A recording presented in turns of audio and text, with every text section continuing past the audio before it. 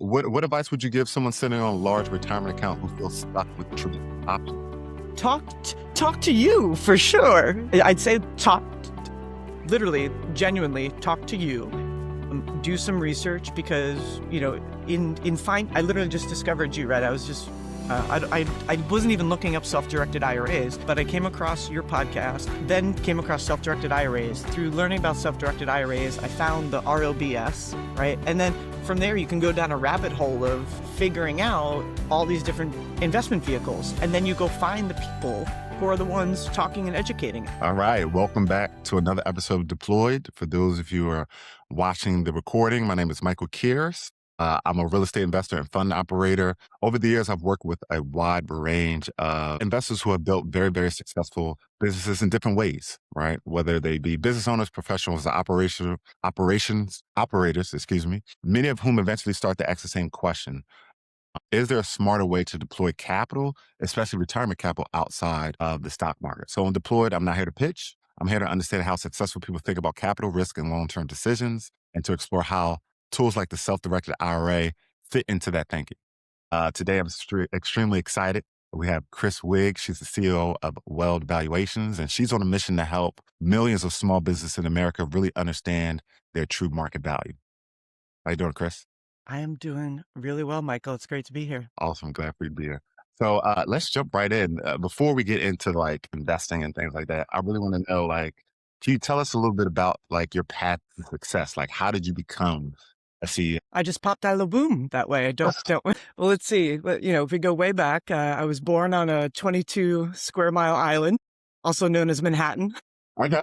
New York City. And I say that because anytime I tell somebody, oh yeah, I'm born and raised in Manhattan, they're like, what? I've never met somebody who's from, New York City, but there's a lot of us. And I think that shaped certainly my concepts of what it means to be successful and wealthy, because on that, small little island we call Manhattan, you've got some of the wealthiest people literally in the world. And you're also going to see extreme poverty right there on the street all day, every day. So, we can get into that a little bit later. But for me, there's this notion of, this concept of what's your money blueprint? What's your relationship with wealth and money? What are some of the things that shape either your fears, anxieties, as well as your goals? And so, over the years, I became much more aware of my money blueprint and how that was helping me, but also hurting me in some of the decisions I was making. We can also, depending upon how deep you want to go, talk about, what I saw in my life in terms of family, their relationship with money,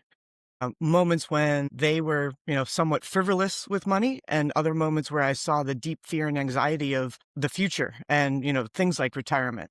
That being said, both my parents have actually passed away. My dad died a week before my 24th birthday, and my mom passed away a couple of years ago after a couple of years of Alzheimer's, dementia. And, when people say college tuition is crazy, wait till you have to pay for memory care. So there's a lot of things that have shaped how I think about money and what I'm optimizing for. And, we can get into the investing, but at a very young age of, 23, like I said, right before my 24th birthday, my father passed away. I had to learn how to take care of money or not real quick. And that's not because he was a wealthy man, but there was, I wanted to hold on to a house that I spent a lot of time in with him. And I'd say for me, a lot of this is not just how do I accumulate wealth, but how do I use the resources I have? And those resources are not always just money, right? There's a lot of different ways that you can create the life that you want. And I think I've tried to balance, how do I enjoy today? Because, my dad died at 55 of a heart attack. So, and then my mom had, like I said, a much longer need for care. And so I have this constant kind of balance in my head and in my heart of, I want to make sure I'm having fun today, but I also want to make sure I'm not freaking out when I'm 60, 70, 80, 90, who knows how long I'm going to live, right? So over the years, I've spent a lot of time investing in myself so that I could become the type of person that was regulated enough and not having an emotional reaction to finances. Oh, wow. Very unique perspective. Thanks for sharing that. As you became more successful, how did the way you thought about capital change or evolve as you became more successful? Yes, I think simply having literally more, money coming to me because, not that success always equates money, but oftentimes success in terms of career, the job titles that we hold, the types of companies that we are invited to work with, that usually can lead to additional dollars in your bank account. And that comes with a responsibility of what are you going to do with those dollars? And part of me, again, we can kind of rewind the tape a little bit. I learned in my 20s that if you gave me a pile of cash, I was going to go out and have a great time with my friends with that pile of cash. And there's a lot of people that knew me that I've taken many people out for great dinners, lunches, drinks, Bet. And Manhattan. yeah, in Manhattan. When all of us working in our 20s, no one was making any real money. If I had a little extra change in my pocket, I was happy to spend it on my friends. And so, I started to realize I have to take care of this money and I have to protect it from the version of myself that is not ready to handle having a little extra change in my pocket. But it was also hard for me. Both my parents were very generous people. And so it was also hard for me to think about conserving money when it was something that all around me I could see that so many people did not have, right? Yeah. And then again, this concept of you could also walk into a room and be the poorest person in the room, even though you're in a zip code, so I've had the experience of you can get humbled real quick if you start thinking that the amount of money in your bank account or in your investments is what makes you who you are. So much of my early plan, and when I say early, I mean like my mid 20s and early 30s, that's when I started to realize, okay, I need to understand how to preserve wealth, but also facilitate my own growth and learning, and also make sure I'm still having fun, because joy is one of my deepest values. And so, we can, again, come back to this, but simple things like I started working with a financial advisor when I was 25. Wow. And I literally went to him and I said, my dad passed away. I got a little bit of money. My mom, if you give her money, it's gone the next day. My parents were divorced, and I just kind of knew like there was nobody in my family that was going to teach me how to take care of money. Yeah. And so he's been my advisor, we're 21 years later. There's definitely moments where I wish he hid more of my money away from me, but I think we did a good job.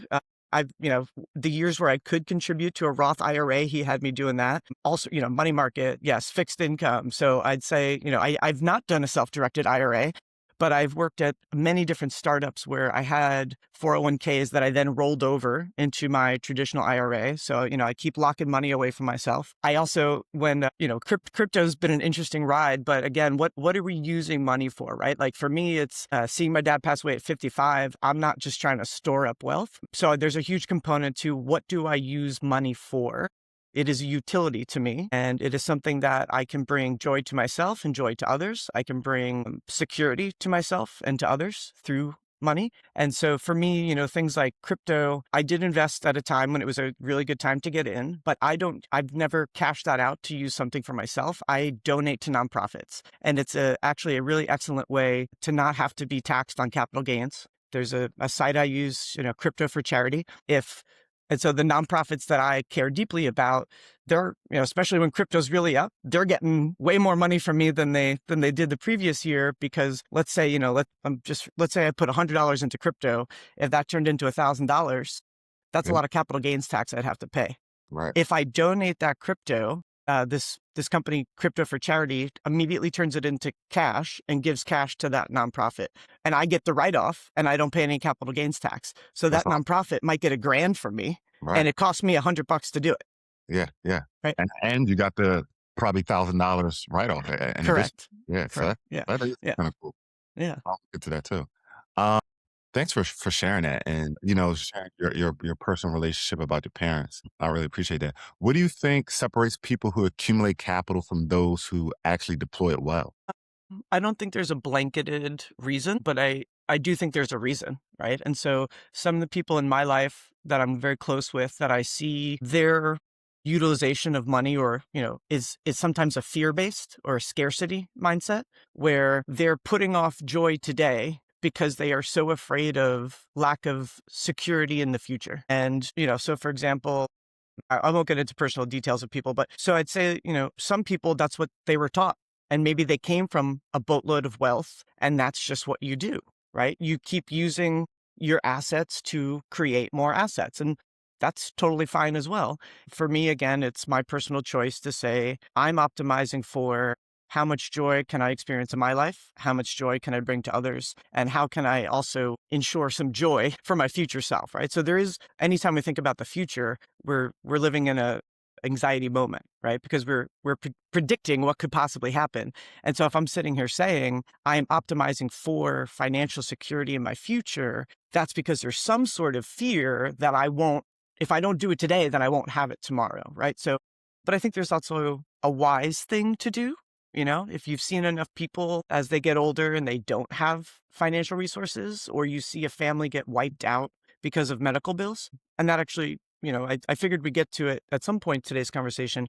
One of the best uses of money I've ever had is when I started to realize my mom was having health issues. She did not have any money in a bank account. She had been a designer and had her own business for many years, but she did own an apartment. And luckily for her and for us, her co-op building did not let her ever refinance that apartment. So it was paid off. Nice. As soon as I saw that she was having health issues, and my mom and I really didn't actually speak for about 20 years, but you know, once you see a human being in need, I would help a stranger on the street. So how am I going to not help Yeah. the person who, yeah, yeah. So best money I ever spent was hiring an elder care attorney to work with me and my mom to figure out how to put her apartment in a trust. Nice. So that when she went into, you know, basically living in memory care, she had a series of, you know, hip breaks and bone breaks. And so there's ways to protect assets and preserve assets. And I'd say a lot of the things that I learned were ways to make sure that you are protecting assets. So defense, right? College, you know, I played college ball. I know you love basketball too. I don't know if you knew that about me, but I play ball. So defense is sometimes the best offense. Absolutely. Absolutely. You know, going back to what you talked about, enjoying now and having joy now, I think that was one of the things that I always, when I started to kind of look at, you know, trying to get ahead and trying to be better financially, and you listen to some of the more traditional means of, you know, save, you know, go to school, get a good career. I always looked at it as well as like, well, I'm seeing everyone else, whether or not they were, you know, high net worth, but, you know, over leveraged debt. I see these other people like enjoying things, right? I want to enjoy things now too. So to your point, I always thought similar, like I want to enjoy things now, not just always wait for the long term and rustle away like a squirrel. You're nuts for the winter. Luckily, I think I found a happy medium with what I do with real estate. But you know, I've had friends and family members kind of echo the same thing. You know, sometimes we say the term YOLO, you only live once, right? And they use that as an excuse to maybe not be financially smart for a rainy day, right? But I appreciate your perspective when you talk about now and later, because you know I've kind of thought about that the same way. And you need that, right? It's no fun if you can't have joy now, whether it be money or resource that brings you joy or something else. I want to pivot a little bit. I want to talk about risk, right? How do you personally think about risk today versus like earlier in your career? Earlier, so yeah, I mean, I think about risk in a few different ways, right? There's like, is this going to bring me immediate harm? Versus how stupid is this? Or if I do this, does this have a chance to pay off later? And that doesn't just mean monetarily, right? And if it doesn't pay off, am I still okay with that? And so my first job out of college, I worked for Bloomberg. I was selling the Bloomberg terminals to hedge funds in New York City. I learned a boatload about sales. To this day, it's still one of the best sales training programs. You know, they lock you in a room for something like 8 weeks, teach you everything about the financial markets, teach you everything about the Bloomberg. But we had two main teachers. One guy was like something like the second employee at Bloomberg and like knew everything, you know, was brilliant. And the other guy, when he left Bloomberg, he went to go live on an ashram. And his parting gift to me was he gave me the book, The Autobiography of a Yogi. And this is like, these are my teachers, right? Teaching me and they're very different people, but they taught me how to show up as my whole self at work. And they also, my nickname during that program was Hustle. And, you know, again, I played D1 basketball. You don't get to that type of level if you don't know how to kick your own ass. And so I trusted myself, but the risks that I've taken in my life is that I know how to kick my own ass better than any boss or any, you know, leader likely that I've so far. And so some of the chances that I took early in my career was I left Bloomberg to go start working at early stage companies or startups. And that's inherently risky, people think, right? Like it's like the startup could disappear tomorrow. But I have now made a career out of what I call raising startups. I've worked for, at this point, over 40 different startups in over a dozen industries. The vast majority of startups I've worked with, all the ones I've worked with full time have either been acquired or are still in business today. That does not mean that I cashed out big time, right? Because a business can be acquired and that looks great, in the PR release, but that doesn't mean anybody made any money. Ironically, right? I've had companies I've worked for get acquired for literally hundreds of millions of dollars. But depending upon how the financing was done and what you owe to investors, somewhat, people could be left with not making much money. So I'd say the risks I take are risks where it's myself on the line. Right. It's the outcome is reliant on things that are going to be, am I going to show up and put my best into this? And sometimes I realize I don't care and I don't have enough passion for this thing. And so I'm not going to risk it because the two times in my life I've taken a job just for the money and the upside when I did not actually give a damn, it blew up in my face as quick. Faster than I could, envision the life I was going to have with that money. So I learned early on, don't do things you don't care about, no matter how much money could be there. And I'm always willing to take a risk on myself. I like it. I like it. I like it. Yeah, I noticed something similar too playing high level basketball. I only played D3, That's but still great. That's amazing. yeah, to your point, right? I was always self motivated, right? Learned sales, always outpaced anyone in every role that I had. And it was just that hunger and that desire. And to your point, you know, me and my wife kind of talk about this with our children is like, they they have a comfortable life, right? They don't know anything else, right? When you're scratching, clawing for everything, when you come up that way, that builds that grit and that like chip on your shoulder. So to your point, I know exactly what you mean when you say no one's going to push me harder than I'm going to push myself because you just have that self motivation. And like you said, your accomplishments in sports attribute to that. How about liquidity? Hmm. What role does that play in your life today? How important is that for like predictability? Liquidity is actually quite important to me. As I mentioned earlier, I knew enough about myself that I have to lock money away from myself, but I got a lot better about, managing money. And then, when my mom started having some major health issues and I was paying $10,000, I was paying out of my own money, $10,000 a month for her memory care. And so liquidity becomes real important real fast. So,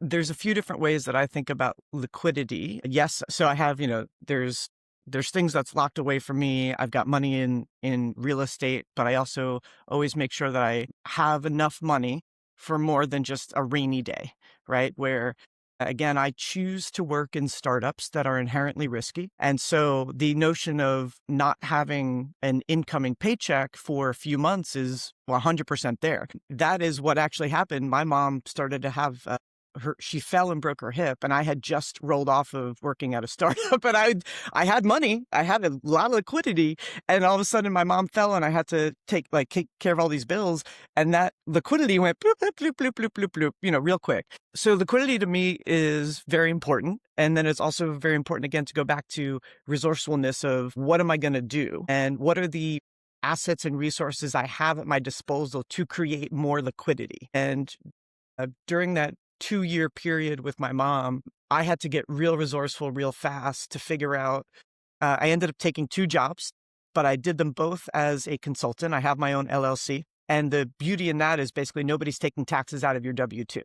I needed, I, I live out in a small little town out Long Island. I moved out here during COVID, but because of these jobs, I needed to be in the city a couple of days a week. And I rented my mom's apartment from my mom while she was in memory care. And so that was a real fast way for me to use any money I had coming in for a legitimate business expense that then could be used to pay so my mom had income coming in from her renter and, that could be used to pay her medical bills. So to me, liquidity is, yes, you need it, but there's also interesting ways and, as long as they're legal ways to make sure that money is again, it's a tool, it's a utility. Yeah. No, I love that. I love that. And then when we talk about like investing at this stage, are there any types of investments that don't interest you anymore? I mean, so that means at one point in time, they did highly interest me.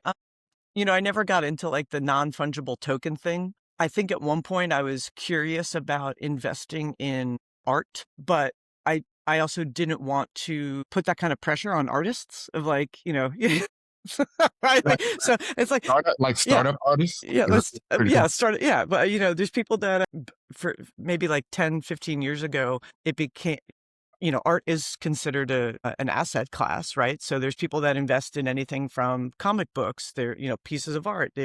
But to me, again, it's about the joy, right? So I'm not going to, I look at things of like, if I'm going to invest in it, I want to be involved in it in Okay. some capacity. So yes, stock market, yes, money market, fixed income, high yield, crypto. But what I don't do that I thought I always would do, I thought I would do more angel investing. I was just going to ask you about that. Yeah. The way that I angel invest is I am either on the board or I am an advisor, and I give my time and my knowledge, and in exchange, I get options or equity. Yeah. And so I do have equity in a pile of different startups, but that's sweat equity where I've spent, a couple of years working with the founders and still continue, even if my advisor term is over, because it's a passion project. Because again, I'll only work with businesses and owners that it feels right to me. It doesn't mean I think it's a bad business if I don't work with them. It's not my passion. So yeah, I got a lot of sweat equity going on out there. Gotcha. Gotcha. I got it. And then, so you just answered my next question. I take it again, the way that you really decide if you're going to, if something is worth your time is if you have passion about it. Is Yeah, that correct? Yeah. yeah. Yeah. And maybe I like, this is something that is, let me know if I sound a little too woo woo here, but this was part of how I deployed my capital when I was younger, was investing in mental, emotional, physical training. And so, people, it's simple to say, oh, I went to go work with a therapist. Well, at various points in time in my life, I might have been working with 3 or 4 different professionals who taught me how to self-regulate.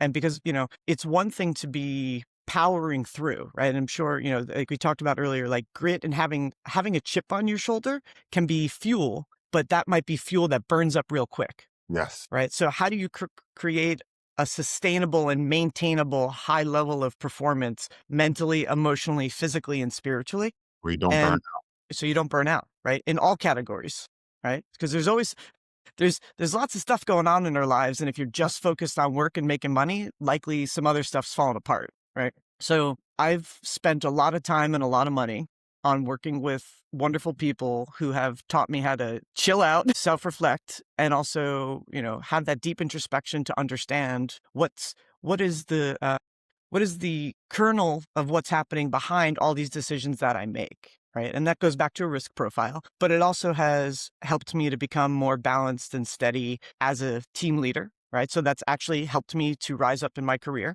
because the more you can maintain your composure and the more you can maintain kindness, thoughtfulness, and compassion, even in hard moments, I think the better off the whole team is going to be, and therefore the whole company. So I've deployed a lot of capital into honing this instrument that is this bag of flesh walking around. Thank you for sharing that. My next question is like, how did you know you needed that type of training? Like, how did that evolve? That's the part I can't really answer. It's always just been, I think one of the reasons I brought that up is this notion of my own intuition, right? And so when I meet an opportunity, I trust I trust my intuition around it. And that is something that was always kind of a voice that I was aware of. And when I started to, and this is where, one of the things when we talk about wealth, if they were just talking about money, I think we miss the whole picture, right? Abundance can come in so many different forms. Money is one of the financial ways, but synchronicity, things just coming into your life in the exact right time. And I started to, maybe this even goes back to, my mom's mom, my grandmother, when I was younger. I'm not religious at all, but I did grow up with parents who were my grandparents, I should say, went to church, and my grandmother would teach me prayer, and the prayer was never, please God, give me this stuff. It was always thank you for. So I was taught gratitude at a very young age, and I deeply felt that, like that resonated with me. It wasn't, you must go do your prayers. It was just this, it was actually this enjoyable thing. And I think I had I'd say, it's not like I hear voices, right? But the voice in your head, right? The witness of your life was always very clear to me. Hmm. And as I started having these moments of timing where I would get it, like I told you, that my teacher at Bloomberg gave me the book Autobiography of a Yogi. To my knowledge, I was the only person in that class that got that book. I don't know if he gives that book to everybody, but that book is all about watching basically miracles, right? From this perspective of this person who was living a pretty miraculous life in India. Anyway, so to me, it was just like I heard this voice, and more in my life, people would come in and kind of pick up and help me, right? Like just like that teacher gave me that book, right? Like that's totally serendipity. And so I kept having all these moments of as many times as I've had a hard moment, I've also had somebody give me a stepping stone in some small way, whether it be an act of kindness, sharing an idea that could come from a book. I don't know how many, I'm sure you've had this happen, right? You read one sentence in a book and your mind goes, poof, that just Yes. changed everything, right? So Yes. Yes. I've never had a mentor. Like I don't have a relationship with a human that's been my ongoing mentor. I have hundreds of mentors, whether it be books, podcasts, a quick little conversation with a stranger. I love talking to strangers. And so all these little moments continue to fuel the story that I believe. Like my ultimate faith, again, is my job here is to have joy, experience it myself, and also share as much of that as possible. And that means I am committed to cultivating love, kindness, compassion, respect, thoughtfulness, self-awareness, and awareness of others. And I honestly don't know where that comes from. I don't have like a defining moment. It's just been this consistent, absolute need in my life to do. Wow. Wow. Thanks for sharing that. Yeah, I resonate with that a lot. Same situation, not really religious, came up in the church, got baptized, right? My grandmom used to go to church all the time and was always curious about religion and spirituality.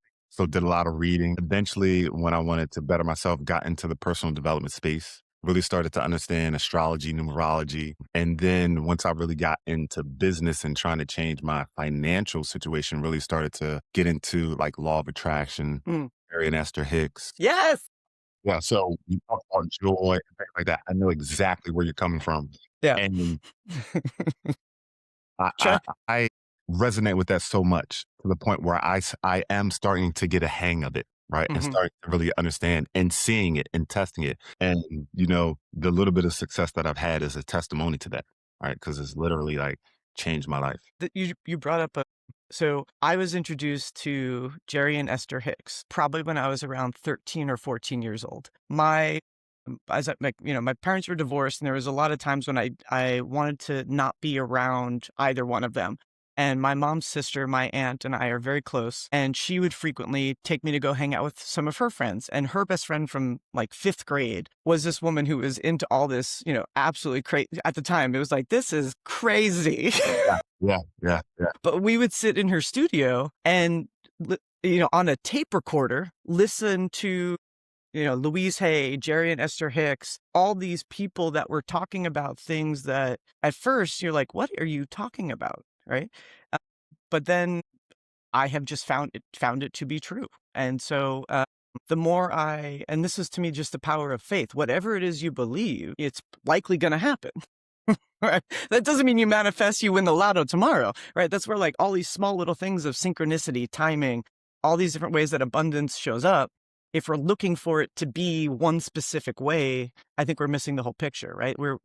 I believe in pronoia. Have you ever heard, instead of paranoia? Are you familiar with No, I've never heard of Chrono. I like that. I would take that. So paranoia is the belief that the world is conspiring against you. Yeah, yeah, yeah. Pronoia is the belief that the universe is conspiring in your favor. Even And the hard that's stuff. what it does. Yeah. Yeah. Yeah. I mean, I've got my butt handed to me emotionally, spiritually, mentally, financially many times. Like and every time I hit a place that I have to just say, I don't know the answer. And I mean, like, there's some really dark moments when my mom was having lots of health stuff.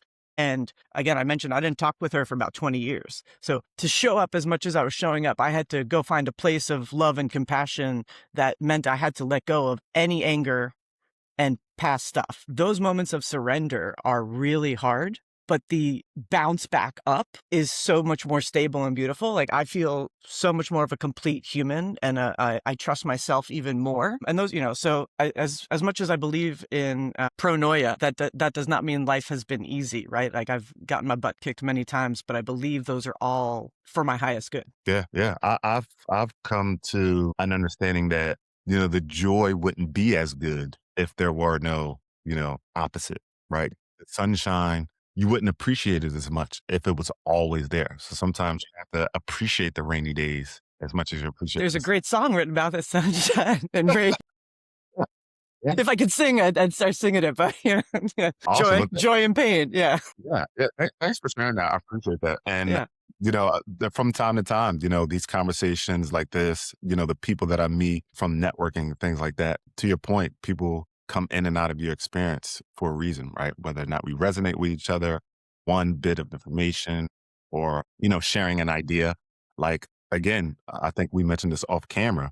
As soon as I seen you come through the questionnaire, I was like, oh, yes, I want to talk to her, even though she probably may not be an ideal guest for the podcast, which being, I want to talk to her, right? Because I was just already thinking about and going through that situation based on your background. So pretty exciting. Yeah. Thanks so much. And I'm sure we're going to have a fruitful relationship. yeah, I want to switch gears to a little bit. yeah. Now, I know you mentioned that, the self-directed IRA, you haven't really engaged in one yourself, but you're familiar with it. You've been working with a financial analyst, same one for 21 years, which is pretty cool. Before this conversation, right, what did you think retirement accounts were limited to? Yeah, I did my homework a little bit more when I heard your podcast the first time, talking about self-directed IRAs. I had no idea that that was possible. And, it's become one of the reasons why I found you originally is because my business, Weld Valuations, works with small business owners who are perhaps looking to exit and sell their business. And there's this whole generation of entrepreneurs through acquisition that want to buy existing businesses. And so I was looking into what are all the different ways that an entrepreneur through acquisition could fund. And so, initially I was looking at self-directed IRAs. I then learned about the ROBS, which I think is a hilarious I never name. heard of that. Yeah, so my understanding is you know way more about self-directed IRAs, so correct me here. A self-directed IRA, I don't believe you can invest in a business where you then pay yourself a salary. You can invest in yeah, Yes, that's correct. Yes. right. It can't be for my own benefit. So it would more be like a passive investor. And then those fruits would just go directly back into the self-directed IRA. Yeah. Absolutely. So yeah, say more about that because I think a lot of people would benefit. Like I'm saying, pitch us on. Like, Yeah. tell me a So, little bit more about the yeah. self-directed So, so, IRA. so absolutely. So it's just like a retirement account, right? Like a Roth traditional or like a 401k. And the way that I like to think about it is it's its own entity, right? So I have a self-directed IRA. I lend to, no, I purchase a property with that self-directed IRA, but all of the profits and the expenses of that property must come from and go back into that retirement account. I cannot leverage those fruits of that labor, right?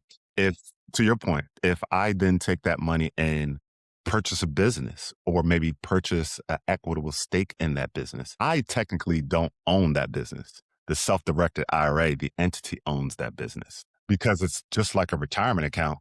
I can't really I can't really take those funds until I'm retired. And there's a term for it. I forget what it is.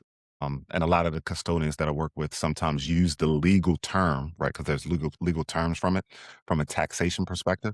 But I can't even lend to my wife from my Mhm. self-directed IRA. It Right. has to be like one relationship or one, I forget the term, like one family member removed. Like I couldn't lend that money to my son, but maybe my nephew I could, Yeah. right? You could give me the money. I Just could give you the money.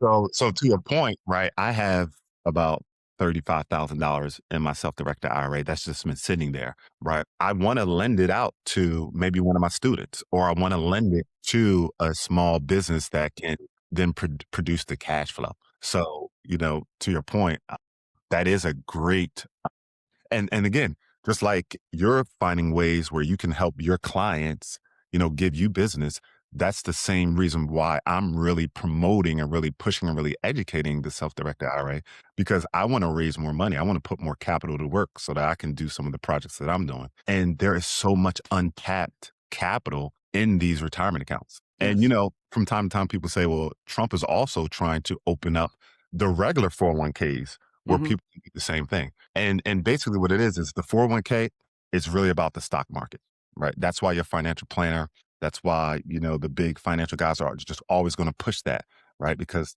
it benefits them, right? It's there. Whereas the self-directed IRA, it's alternatives. You can invest in art, right? You can invest in Russian racehorses. You can buy a piece of property with those funds, right? It's I got to learn more about these Russian racehorses. you get to self-direct, right? You there and they use the term alternatives to the stock market. Yeah, in researching self-directed IRAs, I also came across, and I am not a financial expert in any stretch, so no one should take my advice. You should go research this yourself. But there's something called an ROBS, rollover as business startups. So it's called ROBS, which I Okay. think is a hilarious, but yeah, but it's a way to also tap into 401k dollars and rollover money, but you can directly invest. You have to create like a C Corp and you can invest. There's all sorts of, it's a pretty heavy legal paperwork process, but it's also a way to use retirement dollars. But Interesting. it could be extremely risky because if but all of it, you're taking your retirement dollars and putting it into something that could go nowhere, right? But yeah, but the ROBS is, and again, I'm trying to find all the ways that, whether it be, SBA loans, small business, they just doubled. We talked about this before, right?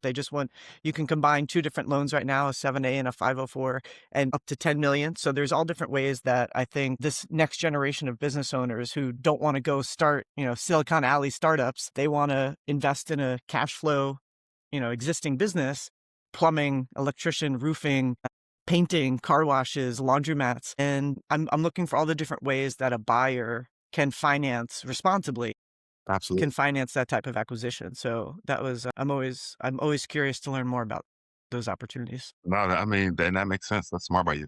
So with buying businesses and the enormous opportunity that is available, how often do you see seller financing as a way to acquire businesses? A lot of, so again, what Weld Valuations does, we're not a broker. We don't buy and sell businesses, but we work with business owners to help them understand what the fair market of their value, the fair market value of their business is. And we also help them understand some of the things they might need to do to improve that business if, they have a year or two or three or more in terms of a timeline.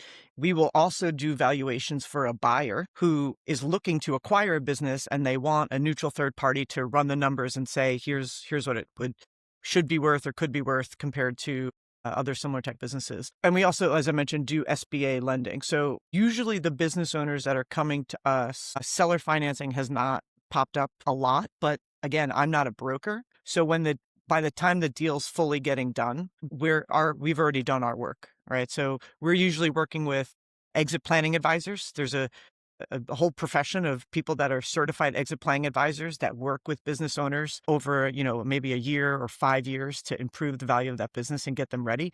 Wealth advisors, more and more wealth advisors, financial advisors are realizing that they have a portfolio of clients that don't have a lot of liquidity, but they're sitting on a large asset, which is their business. And when they have that transaction of selling their business, they're going to suddenly be sitting on a couple $1 million, if not tens of millions of dollars.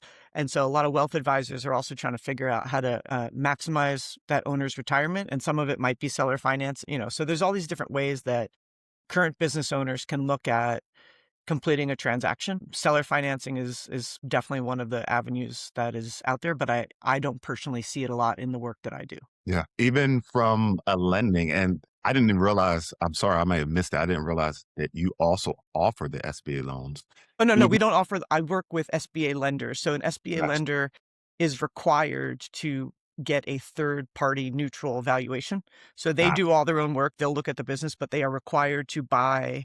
That makes sense. So we are a vendor to SBA SBA. lenders. Yeah. Yeah.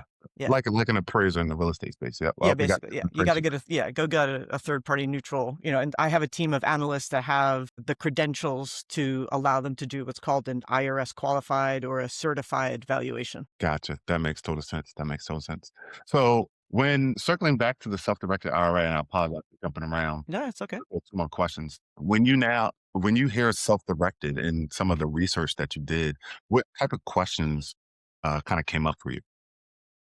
Yeah, some of it was what you brought up, right? Like, to me, going back to risk, right? To me, the riskiest thing that I can do is act when I don't yet understand, right? So a self-directed IRA, when I first heard about it, I was like, oh, this is a way that, entrepreneurs can buy a business. But then you read the fine print and you understand, right, some of the things you just explained earlier.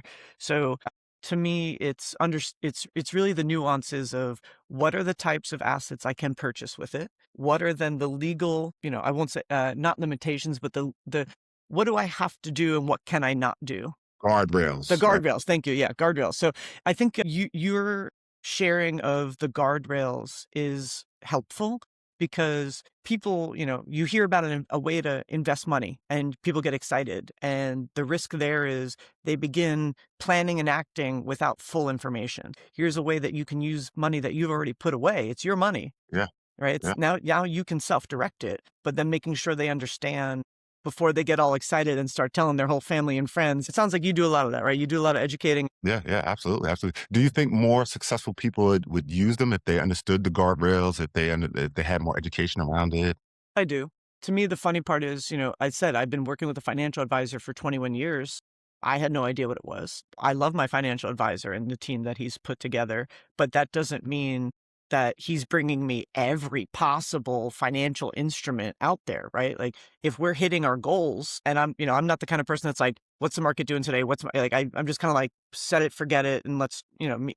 So I do think that there's people that they assume that because of their current wealth or success that they are aware of all the different ways. And to your point earlier, there are so many different ways to deploy capital. And even the use of a trust, like I mentioned earlier, people barely tell you to go get a will, much less go get a trust. Yet literally by signing a piece of paper, an asset is completely protected.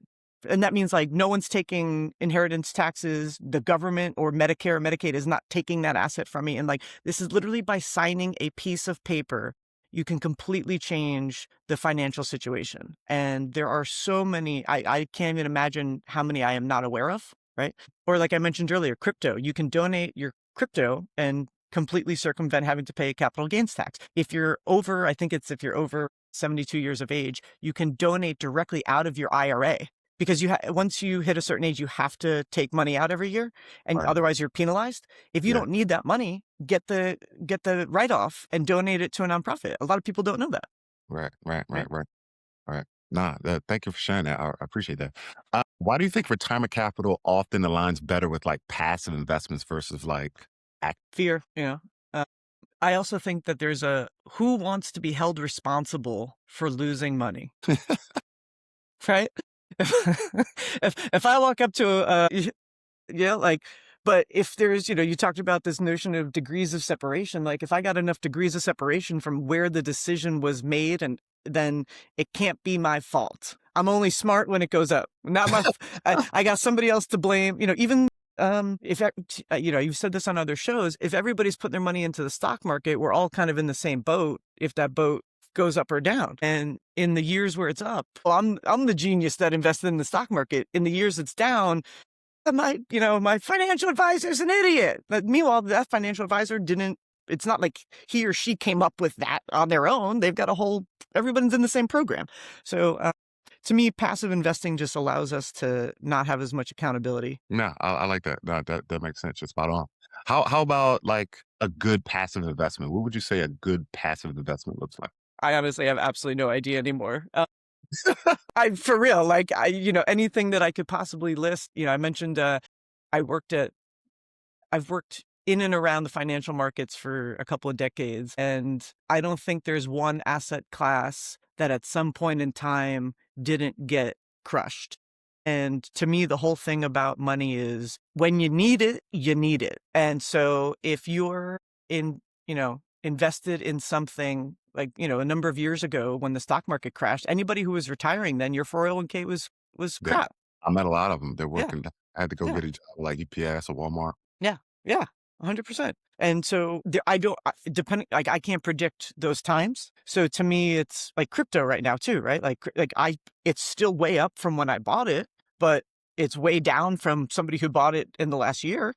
Yeah. Right. So Right. this is the tricky part is I don't know. And even real estate, right? Like I chose to keep my dad's house. He had just refinanced it. when he died. So I got a nice mortgage that literally like, yay, 30-year mortgage. I'm 24 years old. But I knew I wanted to keep the house not. And I remember people being like, oh, an investment property? And I'm like, no, I want to keep the house. Like, I love the house.